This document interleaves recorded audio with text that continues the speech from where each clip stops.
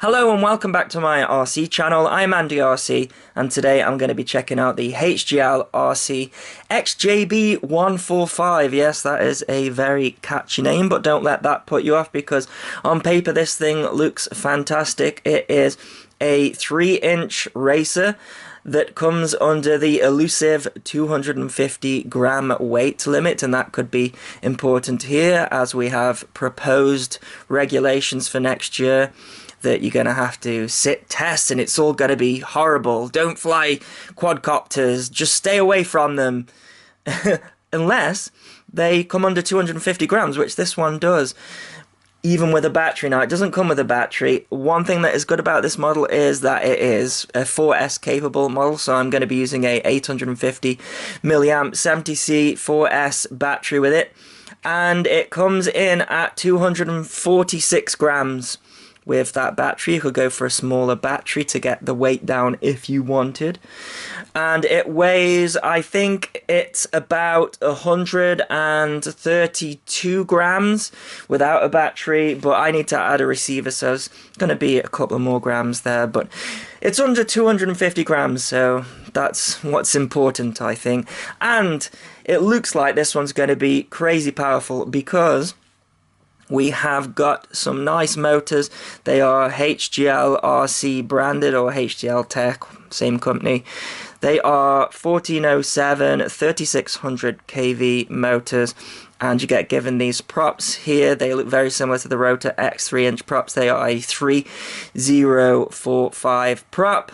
Looks like we have got a thick carbon frame here, and it's an all-in-one frame. It's a stretched X, and then we have got a micro CCD camera. It's not a run cam, it is like a copy of that, and it's running a 2.3mm lens. The only thing I would say about the camera is that it's pretty much stuck at this crazy angle, and I don't like to fly at crazy angles because I just find flying in a straight line boring. I like to do freestyle, but I have noticed we have got another screw hole here, so yeah, that's stuck there. You can see it doesn't move back whatsoever, so I imagine if I move it up on that one, I'm going to be able to change that. And they are saying that you can run it with a GoPro, but just like all the other 3-inch models I've reviewed, just don't do it.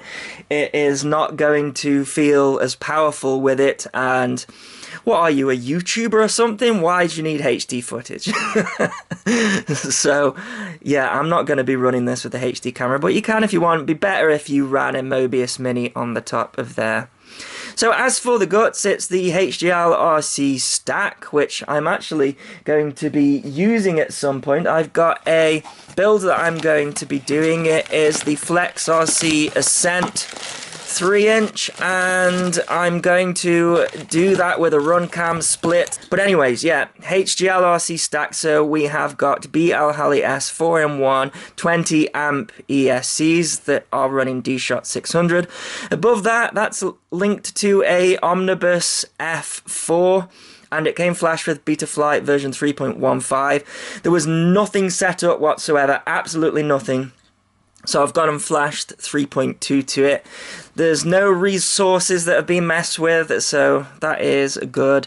So yeah, very easy to set up, and just had stock PIDs in. So yeah, I've done my usual setup on there. And then we have got a switchable VTX. It is a 72 channel VTX, and it switches from 25 milliwatt to 100 milliwatt to 250 milliwatt there. And yeah, we just have a button on the side there to control all of that. And then it's actually got a little tiny UFL connector, and we got a sleeve dipole going up to there. We have got a little buzzer on the back, which is great for small models for finding them in long grass or frosty grass, as it is in my case. And then we've got these LEDs here, just 2 of them. It does seem to be connected to the DIN, so you can configure it. Just really nice touches. I love the quality of this. I think it's pretty good quality for the price, I have to say. We've got a silicon battery mat there to stop the battery slipping. We have got this Velcro strap with a feed through for your battery, which is quite nice. As I say, you're not given a battery, but I'm going to be using this 850 milliamp 4S and XT30 there, standard for this size of model, I would say. So it's a plug and fly. It does not come with a receiver, which I'm actually becoming a fan of because it means that you can choose whatever receiver you want to. I'm actually going to use one of these little D8 receivers on this one. And you can see that it has come with a bunch of wires showing. And the instructions don't really show you what the wires are. I mean, if you follow the diagram, then you can figure them out. You can actually see them here. So the green wire, that is linked up to ppm. The light blue or purple wire, that one is linked up to DSM-X or DSM-2. And then we have a space here, and that's the 3 volt, and I think they should have soldered that up. The idea is that you don't have to take it all apart to get your receiver in there, but yeah, no 3 volt connected. Then we've got the S-bus and the ground, and then 5 volts. So yeah, I'm not going to be using all those wires, and I am going to take the top off just so that I can have my receiver fitting in there nicely. And I might take this little camera angle thing off as well.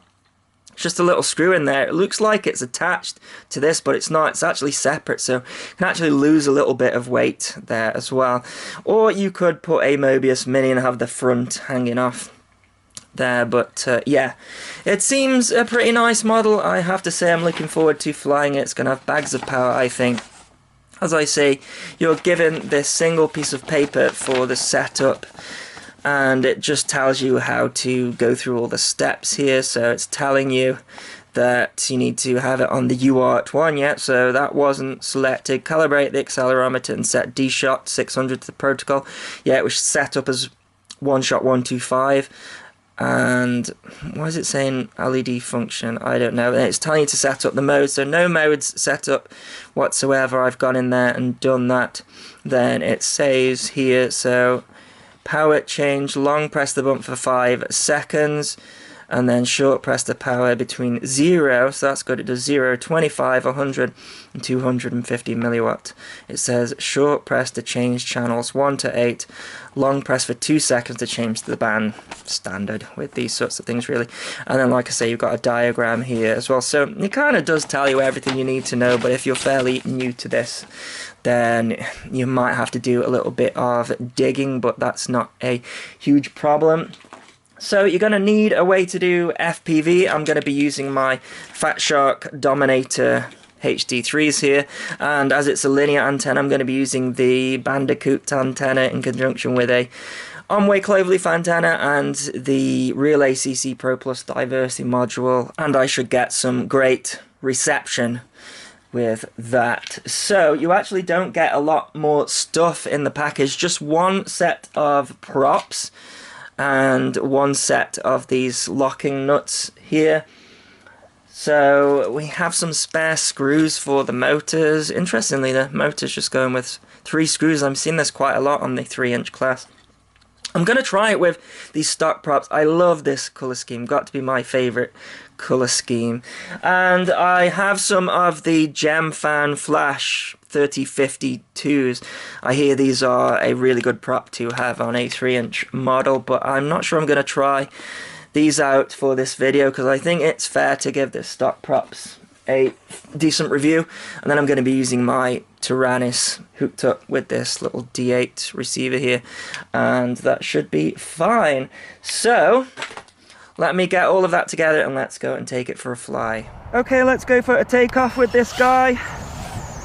It's -2 degrees today and very windy. I have to stay out of the sun. Not the best conditions to be testing this, but there you go. Let's try out the punch. Wow. It's getting blown back by the wind. I need to be careful with that. Oh. I think I might have found conditions that are even too much for this powerful monster. Oh, It's flying nice though.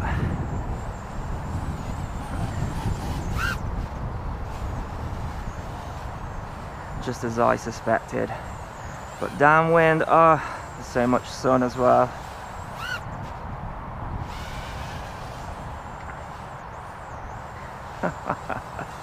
This is brilliant.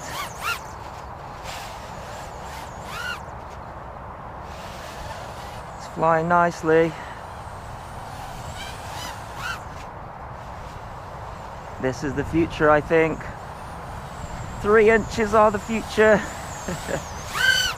It's not too noisy either. I can barely hear it over the noise of the wind. Wow, really snappy. Oh, the wind's calmed down a little bit. Wow, it has got so much power to weight, it's nuts. Absolutely love the colour scheme of this one.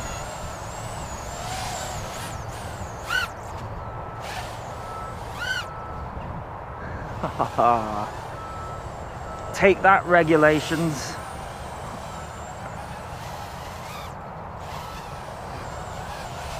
We have a model that is performing like a model that's over 250 grams. The wind's blowing it like mad. Imagine it'd be easier to fly FPV in the wind.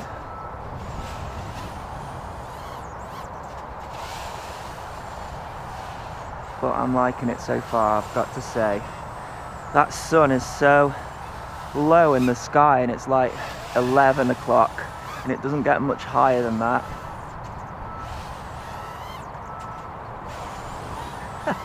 Absolutely amazing. Yeah, I think you could run a GoPro with it, but it'd be really sluggish if you did so.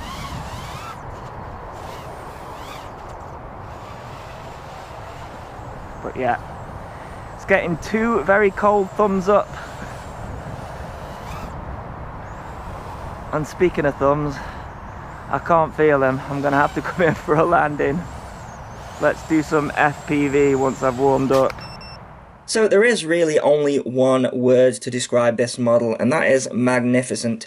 Now, I don't drop the M-bomb very often on this channel, but it really was difficult to pick this model apart. In fact, I do have just one criticism of it, and it's a very small one. The lens on the camera is very loose, so it goes out of focus very easily, and that's an easy fix. What I actually did was I focused it, so looked through the goggles, pointed it at something in the distance, and then I used some Ultralight glue, which is not designed for bonding plastics and things. However, it worked really well in this case because it meant that it was strong enough to hold the lens in place, but if I ever want to replace it with a different lens like a 2.1mm lens or something like that, then it's easy to break the bond. And I tend to find that hot glue comes apart too easily, and then you can use epoxy, which is definitely permanent. So actually, Ultralight glue worked quite well. Other than that, I can't pick this model apart whatsoever. I think it's fantastic. I think its competitor is the GEP-RC Sparrow, and that is a dearer model, but that one is running a run cam, like an official run cam. However, I didn't find the quality of this camera to be lacking compared to the run cam micro. So yeah, just absolutely fantastic model. Like I say, it's cheaper and it's got Betaflight on-screen display, which the Sparrow currently doesn't have. It's using the on-screen display of the Runcam Micro Swift 2, so that's a bonus, I think. Now, I think out of the box, I think the Sparrow does have just a little bit more punch, and I think that's down to the props. And that's an easy fix, isn't it? I've actually got some spare GEP-RC props that I can use, and I want to try the GemFam flashes because I think they're going to be great as well. Quite heavy on amps, I have to say, if you look at the voltage. And I made a mistake with the receiver. If you look at the RSSI, it is getting a little bit too low, and I was getting RSSI warnings. That is the DH receiver, which is probably better for smaller models. I should have used an XM Plus, so that is my mistake there. But you can see this thing is so dialed in. I did use my own PID, so I'll overlay those here. And you have to remember, if you are running a camera or are flying in calm conditions, because I tuned this when it was really windy, then the PIDs might not be suitable for you, but maybe it's a starting point for you. But yeah, just look at the reception of the video. Incredible. You would not know it was using a linear antenna. Of course, that is down to the Bandicoot patch antenna and the Real ACC Pro Plus diversity module, which I always like to mention because it definitely does improve the picture there as well. So I was just running this on the 25 milliwatt. There's hardly any noise coming through whatsoever, nothing that I can complain about. The flight time, you're gonna get 4 minutes easier. I actually had to land before then because my fingers had gone numb. But yeah, this is an absolute corker. I recommend it, and I like that it sticks it to the regulations as well. So I'll put a link in the description if you wish to get one, and as always, thanks so much for watching. Please continue to subscribe. Cheers.